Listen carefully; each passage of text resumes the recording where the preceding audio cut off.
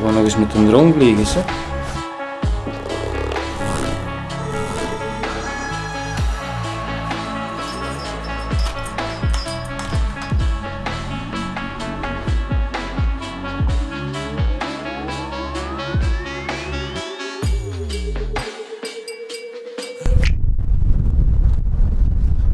Dat was een goeie, hè?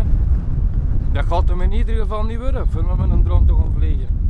Maar klote zeg, wat is dat? Ja, we kunnen dus niet veel doen met dat weer. Hè. In ieder geval, ik denk dat je het niet te goed hebt. Dus, ja. Wacht. Kijk, hè. Handelen vast. Een timelapse.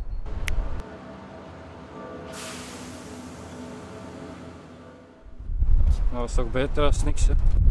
In ieder geval, gasten, volgende keer, hè. Peace.